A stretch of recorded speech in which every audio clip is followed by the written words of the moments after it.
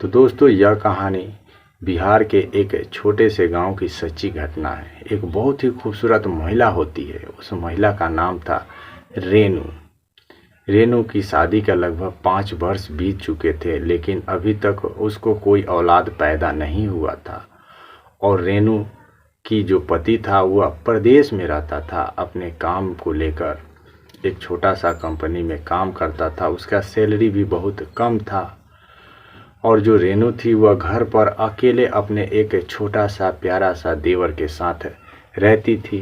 जो देवर था उसका नाम गोपाल था। गोपाल अभी 10वीं कक्षा में पढ़ाई कर रहा था। और गोपाल जो था वह रेनू का खूब ख्याल करता था, क्योंकि गोपाल का बड़ा भाई तो प्रदेश में था और गोपाल घर पर अकेला था। और उसकी भाभी थी, तो वह अपने भाभी का हर कहना मानता था। और जो रेनू थी वह भी अपनी देवर की खूब मान दुलार करती थी, किसी चीज़ की कमी नहीं होने देती थी। और जो गोपाल था वह सुबह शाम भाभी के लिए कुछ ना कुछ मार्केट जाकर लाता रहता था। दोस्तों उसी तरह से एक दिन की बात है, शाम का समय था और जो गोपाल था वह कुछ साग सब्जी खरीदने के लिए बाजार जा रहा था। घर के कुछ दूरी पर एक छोटा सा हाट बाजार लगता था। उसमें साग सब्जी और बहुत सारे ऐसे चीज़ मिल जाते थे, किसी चीज़ का दिक्कत नहीं होता था, छोटा मोटा बाजार था। दोस्तों उसके बाद जब रेनू का नज़र पड़ा अपना देवर गोपाल पर कि वह झोला लेकर बाजार जा रहा है साग सब्जी खरीदने के लिए, तो वह गोपाल को देखकर अपने पास बुलाई और बोली कि गोपाल, तुम बाजार जा रहे हो तो एक मेरा काम कर देना। उसके बाद जो गोपाल था वह अपनी भाभी रेनू से पूछा कि कौन सी काम है। तो रेनू गोपाल को बताई कि देखो, मार्केट में जब जाना और तुम जो अपना खरीदना है खरीद लेना, तो एक छतरी मेरे लिए लेते आना।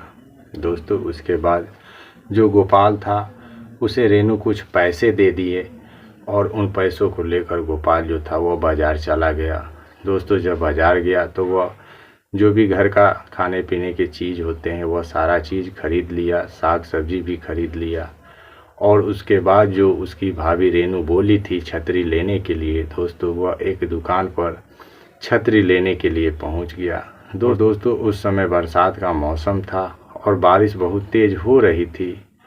तो उसके दिमाग में यह बात आया कि शायद घर में छाता नहीं है और भाभी जो है उसको कहीं जाना होता है तो वो भीग जाती है, तो शायद वह इसीलिए छतरी बोली है, यानी कि छाता लेने के लिए। तो दोस्तों गोपाल उस दुकान से एक लंबा सा बड़ा सा छाता खरीद कर अपने घर चला आता है। दोस्तों उसके बाद जब गोपाल घर आता है तो उस छाते को एक घर के कोने में रख देता है।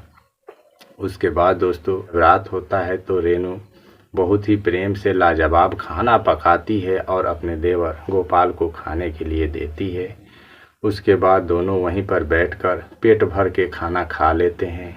उसके बाद दोस्तों दोनों अपने अपने कमरे में सोने के लिए चले जाते हैं। लेकिन दोस्तों जब कमरे में सोने के लिए जाते हैं तो गोपाल तो तुरंत ही सो जाता है, लेकिन रेनू को नींद नहीं आती है। फिर दोस्तों उसके बाद जब आधी रात होती है तो रेनू अपने कमरे से निकलकर गोपाल के कमरे में पहुंच जाती है। उसके बाद सोया हुआ गोपाल को वह जगाती है और जब गोपाल जगता है तो वह देखता है कि उसके सामने उसकी रेनू भाभी खड़ी है। तो वह बोलता है कि क्या बात है भाभी, इतनी रात गई, आप मेरे कमरे में क्या कर रही हैं। तो रेनू गोपाल को बोलती है कि गोपाल, जब तुम मार्केट जा रहा था तो मैं तुम्हें छतरी लाने के लिए बोली थी, वह छतरी कहाँ है। उसके बाद जो गोपाल था वह अपना माथा पीटते हुए कहता है कि अरे भाभी, मैं तो आपको वो छतरी देना भूल ही गया था, जाइए देख लीजिए घर के कोने में रखा हुआ है। उसके बाद दोस्तों जो रेनू थी वह बहुत ही खुशी के साथ उस छतरी को लाने के लिए जब कोने में गई तो देखी कि वहाँ पर एक छाता रखा हुआ है। यह देखकर दोस्तों रेनू के पैरों तले ज़मीन खिसक गया और उस छाते को उठाकर गोपाल के पास लाई और गोपाल को बोली कि गोपाल, तुम जिंदगी भर मंदबुद्धि के ही रह जाओगे। तुम कभी भी अपने भैया के तरह तेज तरार होशियार नहीं बनोगे। तुम पढ़ाई भी करते हो, लेकिन तुम्हें इतनी सी बात मालूम नहीं है कि छतरी क्या होती है। उसके बाद दोस्तों जो गोपाल था, जब अपनी भाभी की इतना बात सुनता है तो उसका कान खड़ा हो जाता है और वो काफ़ी घबरा जाता है। सोचने लगता है कि शायद उससे बहुत बड़ी मिस्टेक हो गई है। फिर दोस्तों वह अपना नज़रें झुकाते हुए रेनू से बोलता है कि भाभी जी, मुझे माफ़ कर दीजिए, मुझको समझ नहीं आया कि आप मुझसे क्या मंगवाना चाहती हैं। मैं तो सोचा कि बरसात का मौसम है और बारिश बहुत तेज़ भी हो रही है और बारिश में आप कहीं कहीं आना जाना होता है तो आप जाती है तो भीग जाती है, तो आप छाता लाने के लिए मुझे बोली हो, इसलिए मैं छाता खरीद कर लेकर चला आया। उसके बाद दोस्तों जो रेनू थी वह अपने देवर गोपाल को बोली कि अरे गोपाल, अब तो तुम शादी करने के लायक भी हो गए हो और इतने बड़े होकर भी तुम नहीं समझते हो कि छतरी किस चीज़ को कहा जाता है। अब तुम बड़े हो गए हो, अब तुम्हें भी उसकी ज़रूरत पड़ेगी। तुम जानते हो कि जब कभी भी लड़का लड़की नौजवान हो जाते हैं तो उनको इस छतरी की ज़रूरत पड़ती है।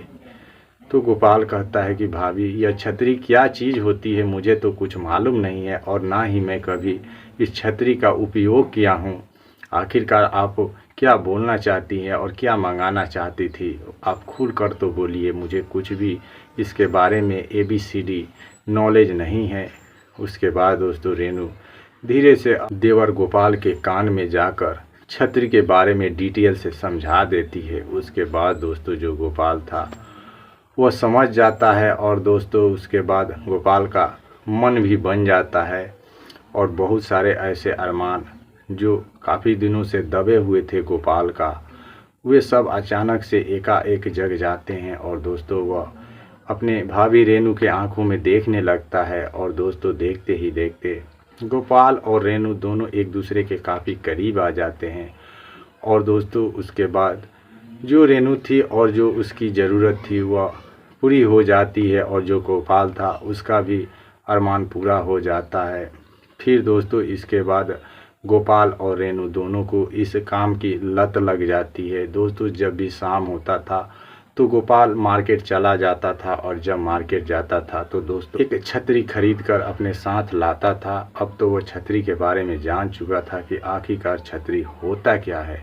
फिर दोस्तों उसके बाद जब रात होता था तो दोनों मिलकर एक दूसरे के साथ घंटों बैठकर बातें करते थे और जो भी उनकी आवश्यकता होती थी वे लोग अपना पूरा करते थे। दोस्तों जो रेनू थी उसकी तो यह मजबूरी थी, क्योंकि जो उसका पति था वह काफ़ी दिनों से परदेश गया हुआ था और दोस्तों घर पर नहीं था और जो रेनू थी वह भी काफ़ी नौजवान थी, उसकी भी कुछ ज़रूरत थी। सो दोस्तों अब उसे अपने छोटे देवर गोपाल से पूरा होने लगा था। इसी तरह से दोस्तों उन लोगों का समय कटता था। तो दोस्तों आज की कहानी यहीं तक थी। आपको कैसी लगी? दोस्तों यह कहानी मैं एक मैगज़ीन में पढ़ा तो मैं सोचा कि इस कहानी को आप लोगों के सामने लाना चाहिए। तो दोस्तों यह कहानी के बारे में यदि आपको कुछ पूछना हो या कोई आपकी राय हो तो कमेंट बॉक्स में अवश्य दीजिएगा। और दोस्तों इस कहानी को बताने का मेरा मकसद किसी के दिल को दुखाना या किसी को परेशान करना नहीं था, केवल यह मनोरंजन के लिए मैं कहानी को बताया हूँ। तो अब मुझे दीजिए इजाज़त, तब तक के लिए जय हिंद जय भारत।